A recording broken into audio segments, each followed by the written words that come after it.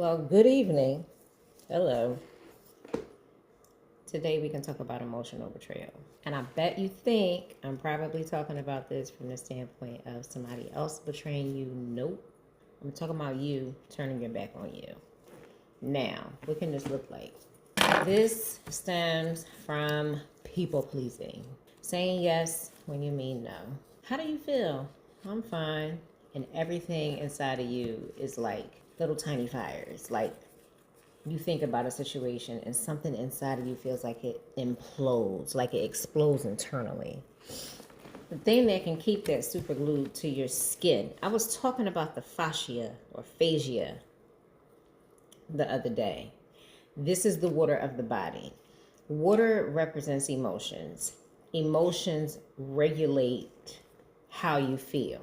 Okay, they're indicators to let you know that something is there. No different than your intuition and your discernment. All indicators, all antennas, right? If you lie to yourself about how you feel, you're not being true to yourself, and that is emotional betrayal. It doesn't start with the people outside of you lying to you. It starts with you lying to you. Sometimes you may realize you're doing this, and sometimes you may not. But it keeps repeating itself because that self-discovery system that you really need to be functioning in, you haven't turned it on yet. You keep saying yes to people when you really want to tell them to go eat it. You keep saying yes to people when you really know that you don't have time for their energy. You keep saying yes to people that you know are talking shit about you. You keep wondering about people who want to collaborate with you, but you know that they won't collaborate with you because they've been too busy in the peanut gallery talking shit about you in the background, and they can't collaborate with the person that they've been talking about. Because how would that look to their loyal revelers? Child, please. It's too much going on for you to not take time and try to figure out this intersection of your life. When you do not regulate your emotions, they pile up, and pile up, and pile up, and pile up, and pile up, and pile up. You got a whole rack of emotions, and you feel so many different ways. If the right person nudged you the right way on the right day, you are liable to snap. All because you haven't trained that muscle of being honest with yourself about how you feel. You can't be so concerned with other people's feelings that you forget your own. Fuck all of them people. It's crazy because I had this conversation with actually a couple of people this week about people who you just, you mindlessly give them your energy out of habit or out of obligation or out of whatever word you want to fill that gap in, right? But to be to be present with them and be tolerant of things that get under your skin that they thrive in is already showing you that y'all are at two different energetic levels. Y'all get to decide who's better or who's worse, because I don't know what the circumstance would be. But the reason why the two of you might be serving each other is because neither one of you let go of the people-pleasing serving complex. Then behind closed doors, the same way that you're complaining about them, they may also be complaining about you. I'm going to tell you, when I realized that I myself needed to do this, it was amongst familiar people who used to come to me with their problems all of the time. I got so tired of hearing it. Okay? It wasn't because I wasn't insensitive to what they were going through. It's because I'm exhausted, and it made me think about abusive cycles. It made me think about how people stay and then keep accepting the same repeat shit and then complain about it. And it just reflects back. What level of care do you really hold for yourself? Okay, cool. You care for yourself, fine. But then why do you keep doing what you're doing? So I'm going to tell you what I said to the whoever's. They would sit there and tell me about whatever's going on.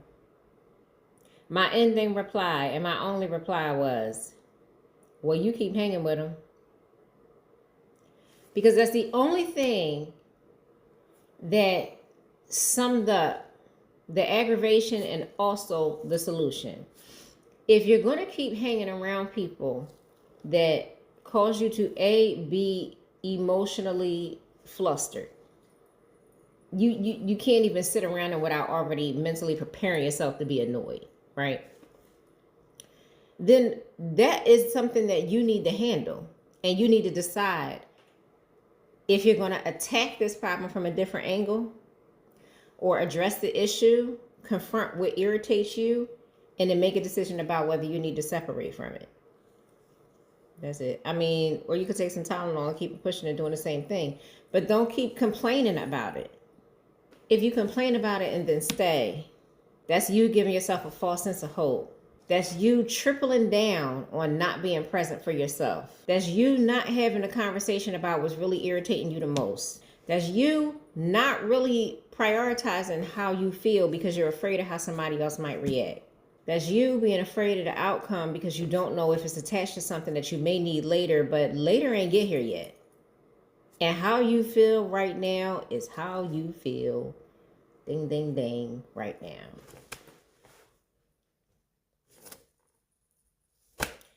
Oh yeah, the other part of what I was going to say was, in the beginning I was talking about how the emotions and stuff start with you, right? So if you're hanging around these people and you, oh my gosh, such and such, such and such, such and such, such and such, such and such, you get to change your circle as often as you want. You actually get the gift of changing your circle as often as you want. And you know what you can become? A one-man circus until you figure out all of the stuff that's going on inside of you. You can do that. You actually can do that. So, but the thing is, if you don't push yourself in a space, right, where you can be honest about how you feel about what's going on and understand that you're actually allowing, because you're attracting something that's rumbling deep inside of you. And when it comes up through the form of different friendships, which frustrates you, it's trying to get you to identify the relationship and the friendship that you have with yourself. Okay. When my mom passed away, I was so flustered and all over the place. I felt like I needed to be there for people. I felt like I needed to catch up with everybody. I felt like I needed to do everything all at one time. Like it wasn't enough me's to go around. I said, you know what, God, I'm going to take my time. I pray for God to help me be a better mother and a better friend. And audibly, I heard God say, in order for you to be a better friend to others, you have to be a better friend to yourself. So I sat there in shock, crying, went through a couple emotions. And the one thing that I don't disclose too much that I'm going to disclose now is I asked why. And as soon as I said why, it wasn't audibly, it was visually. Before all of those people came, I was me first. I was me before I became a daughter. I had to be born out of my mother in order to become a daughter. But before that, I was the being inside of her. You understand? My living experience, my development experience started inside of her. My being a human experience started once I came through the birth canal. I was birthed. Once I was birthed, I became a daughter, a sister, a granddaughter, a niece, a cousin, all at the same time. So you come out with all of these hats on. It's crazy. And you ain't even do nothing yet. You didn't even take your first shit. You got all of these titles. And naturally, the people that we're around groom us, whether they do it intentionally or not. Because even if they say something, they say, do this way or do that way. You have a human natural inclination that sits there. It just does. It's like that for everybody. So getting back to what I was saying before, because I felt like I was going back down our damn rabbit hole again. By default, we're structured and molded by the people that we grow up with, right? If somebody's not intentionally teaching you about just you being human,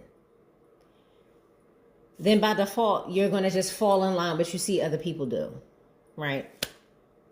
That has an adverse effect on the type of energy that you absorb.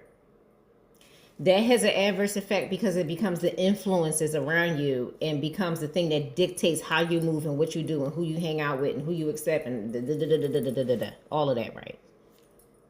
So then if you're doing all of those things, if you're not prioritizing yourself, you will attract people and call them friends who do not prioritize you. You will get the invitation to the party the day before the event, even though all 12 of them motherfuckers knew good and well when the shit was going to happen.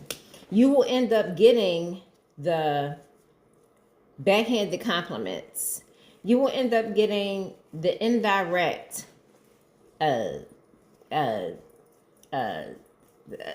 addressing of the issues. You might also be the person that gets the phone call when everything is in disarray. Oh, can you help me figure this out? But you will not get the thank you. You will not get the, because people act like, it's a word I'm looking for.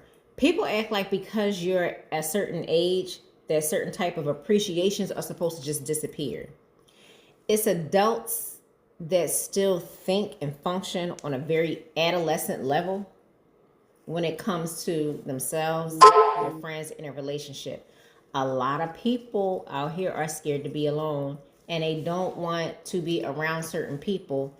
And some people go through isolation because they don't know how to deal with other people as it relates to how they deal with themselves, because they're too afraid to deal with themselves. Damn, that shit sounded really confusing. But I'm going to tell you, it's a lot. It's a lot. So then the people that you start to attract, become the reflection of the energy that you're encompassing by having these different people around you. You have to be very careful who you call friend and who you decide to be close to. Because I'm going to tell you something. Friends talk about friends, okay? But friends talk to each other about each other. That's when you know you got the real friend. If you're talking about somebody, or if your friend or the person that you call friend is amongst a whole bunch of strangers, and somehow this third party who knows the both of y'all say some shit about you, and that person that you call friend is laughing with them, fuck them. Fuck them and that person that called them friend. And if your discernment picks up on some shit, then you need to just address it. Just the fuck for what? Like, what are we lagging for? Cause you scared you gonna lose somebody that don't give a fuck about you no way? Today might have been day one of me not cursing. It ain't work out. We gonna try tomorrow. You gonna sit here and really cry about somebody who's proven behind closed doors that they don't give a shit about what's going on with you for real? You have been present for them in some of their most despairing moments. The moments that they would not ever let anybody else see them get this ugly behind a closed motherfucking door. And you gonna sit here and act like that's a loss for you to be without them when they, the same way that they don't care about other things. You are not far behind in that category. Matter of fact, you fit right in when it's convenient. And when you choose to ignore when all of that shit is piling up inside of you internally, you keep attracting people who give you that, because that's the only thing that your energy is oozing out. The frustration of being around them people. They can change very easily. But they change when you change. Meaning you can change your mind and also change your position of being around them. Then while you're by yourself, you don't just sit by yourself in frustration saying, oh, well, all those people are crazy and da-da-da-da. No. You do some internal work and ask yourself, why the fuck you was around them in the first place? What did you get out of being with them? What internal thing did you get that helped you become better at anything that you did, that helps your mind, your soul, that helps you think from a different perspective, to help you get some more money, to help you get that? Man, please. It's just like emotional debt. Man, get the, all right. Because I was about to start cussing a lot. No, I don't feel like doing that. You get the point that I'm trying to make. I feel like I don't have to continue going on talking about this. I feel like I made my point. If you keep neglecting yourself or betraying yourself emotionally, after so many times, and all of us have already been through this windmill of, oh, you meet the same person with a different face. Absolutely. Because there's something inside of you that you need to really deeply dissect. It's in here. I talked about this the other day. I talked about this and overexposed too early. Okay, it affects that. And those are the people that you could be calling your best of friends. These are the people that you could be saying, oh yeah, they're my riders. And they ride you right into the next motherfucking wall they see. These could be the people that, you know, you would really be present for and have been. And girl, don't leave the room. Sir, please don't turn your back. Oh my gosh. You turn it, that's it. You've become the laughing stock. You've become the gullible one. You've become the nice guy. You've become the pushover. You've become the naive one. You've become the one that won't stand up for themselves and they know it. You've become the dumping ground for their emotions. You become the person that they throw things at when they want to just whatever. And y'all know what I'm talking about. You've just become that. And so don't be sitting here acting like because you're of a certain age that these things don't affect you. Yeah, you may not have learned how to push some buttons inside of yourself to turn it off or put it in a certain compartment for later. But just because you put it in the compartment doesn't mean it does not exist, because you filed it. And if it didn't exist, you wouldn't need to file it away.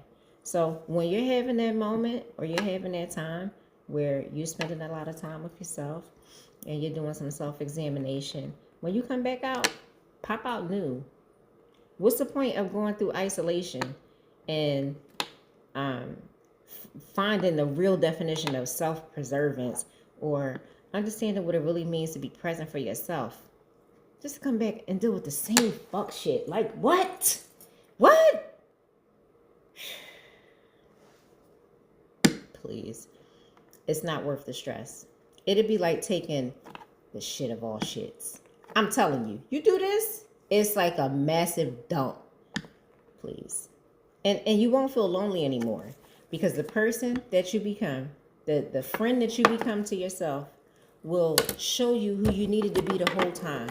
And it definitely wasn't being first in line for everybody else. It was for you to be first in line for yourself. If your fear of saying certain things a certain way to certain people is because you don't want to be tossed about, you don't want to be viewed a certain way, oh, you don't want to be the next subject in the group chat, too motherfucking late. They're already talking about you. They didn't already say the shit they needed to say.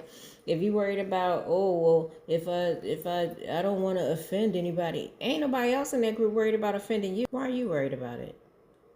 They're not worried about offending you. Why are you worried about it? If they are worried about offending you, then they've had a discussion about it first. So some people are very careful about the type of person that they are around you, because they already know that you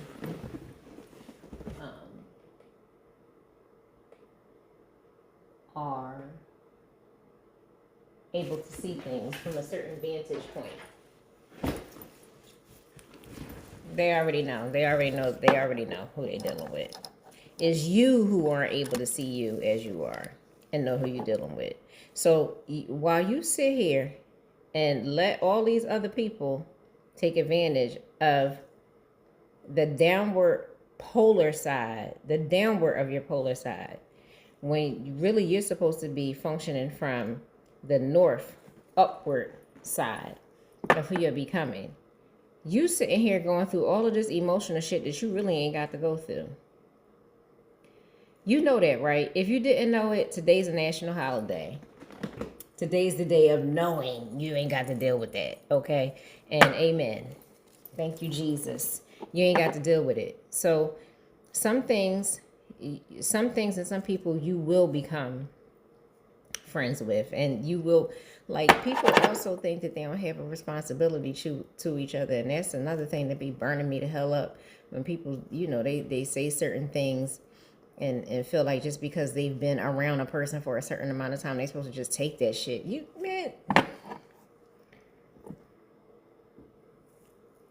No, we ain't expecting perfection, but when you've been around somebody for a certain amount of time, then you should already know how to cultivate yourself if you're calling them your friend. And if they're calling you theirs. There's a sensitivity level and there's a respect level that you should have for people that you are claiming are friends of yours. Period. Once you get to the point where you realize you need to take a step back and you need to do this for your own individual development, that's you breaking the pattern. That's you breaking up the program inside of yourself. That's you, like, consider ruin, right? Ruin is like complete dissolve. But out of ruin, if you go through the rubble or whatever, something, a building falls or whatever, you could pull some treasures out of there, or you can take what you need. You don't have to take every familiar thing, and you don't have to feel guilty for not wanting to bring it with you because you're used to having it around.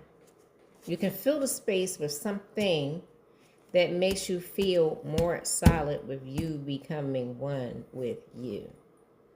Then you know what you'll do? You'll end up attracting people who also are on this path of becoming one with themselves. Those people won't allow you to have certain conversations around them without inserting certain replies. That's going to let you know you're on this thin line. It's time for you to choose who you're going to be.